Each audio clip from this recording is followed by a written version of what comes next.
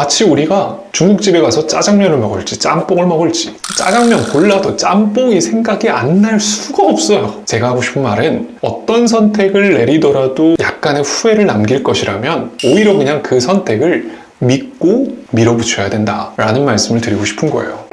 발표하는 자리, 중요한 자리, 참 긴장을 하게 되는 거 모든 사람들이 가지고 있는 어려운 점이 아닐까 싶습니다. 저도 역시나 이런 발표하는 자리나 잘 말하고 싶어하는 자리면 말하기를 하기가 참 쉽지가 않아요. 맨정신에 이 긴장되는 상황 속에서 말하기를 똑부러지게 한다는 게 참 어려운 일이죠. 근데 그런 상황에서도 똑부러지게 이야기를 잘하고 싶은 마음 너무 이해가 되고요. 이 라이브를 빌어 드리고 싶은 솔루션이라고 한다면 사실 그런 긴장되는 상황에서 똑부러지게 이야기할 때 제일 큰 걸림돌이 되는 게 뭐냐? 첫 번째는 이 말을 할까 저 말을 할까 하는 고민, 그리고 또 하나는 두려움. 이 두 가지의 생각만 조금 심플하게 해도 말하기는 훨씬 더 똑부러지게 말하는 좋은 방법이 될 수 있다고 저는 생각해요. 그래서 저는 그 두 가지 생각에 해방되는 연습을 많이 했어요. 첫 번째, 생각을 이걸 해야 될지 저걸 해야 될지에 대한 이 선택에 대한 고민은요, 어떤 선택을 내리더라도 대부분 후회를 합니다. 마치 우리가 중국집에 가서 짜장면을 먹을지 짬뽕을 먹을지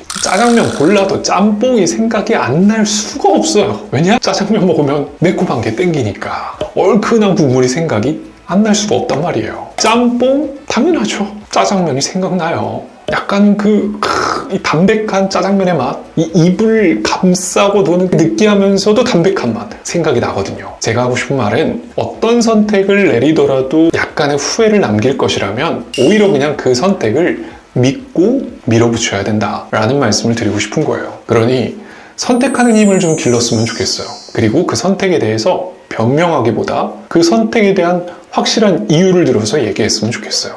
선생님, 그게 말이 쉽지 실제가 되면 그게 잘 안 나옵니다. 알아요. 머릿속이 단순해야 됩니다. 내가 선택한 것과 선택한 이유에 대한 확실한 점, 이게 사람을 똑부러지게 만들어준다는 거예요. 두 번째는 두려움이라고 그랬죠. 이 두려움을 빼기 위해서는 어떤 과정을 거쳐야 되느냐?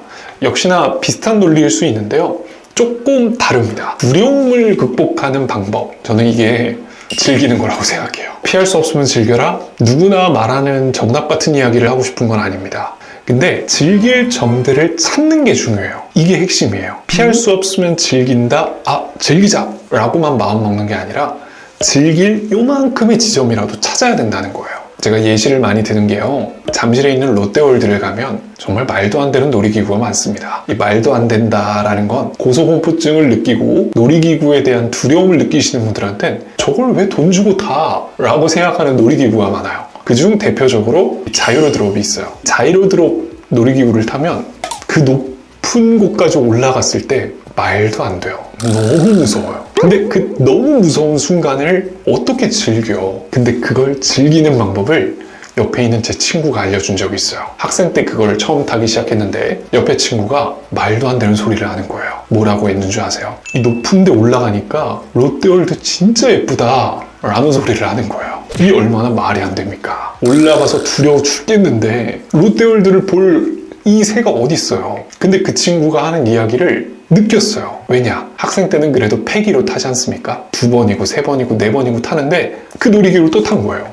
근데 순간 처음에는 보이지 않았던 시선들이 보이는 거예요. 앞에 이 놀이기구가 움직이는 모습, 그 롯데월드의 광경, 너무 멋있는 거예요. 어느 순간 이게 눈에 딱 들어오는 순간 예쁘다. 그리고 훅 내려가는데 아까 느꼈었던 두려움과는 다른 감정이 올라오더라고요. 조금은 즐기게 되더라고요. 결국 저는 그 놀이기구를 그때 당시 10번을 넘게 탔어요. 나중에는 어떻게 되는 줄 아세요? 자이로드롭이 마지막에 조금 천천히 돌다가 떨어지거든요. 그 천천히 도는 시점에 시간을 셉니다. 어느 순간 즐기고 있어요. 5, 4, 3, 2, 1, 즐기게 된 거예요. 그런 거라고 저는 생각해요. 그럼 발표랑 예를 한번 들어볼까요? 발표에 대한 장면, 중요한 자리에 대한 그 압박감. 근데 그 순간에 내가 이 사람들이랑 같이 재밌게 대화를 나누는 모습, 사람들이 즐거워하는 모습, 사람들을 통해서 내가 웃고 있는 상황, 그런 상황들에서 묘한 즐거움을 자꾸 느끼려고 한다면 그 다음 선은 발표,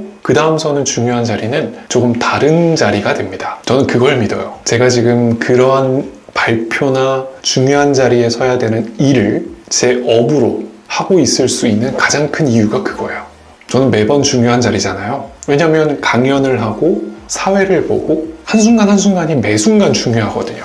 그럼 떨림이 엄청 심하거든요. 저도 사람인지라 떨려요. 근데 그 순간에 더 즐기는 마음을 갖고 사람들이랑 웃으려고 하고 대화하면서 재밌게 하려고 하고, 그러니까 그 순간이 저에게는 두려움보다는 자꾸 설레임이 되는 것 같습니다.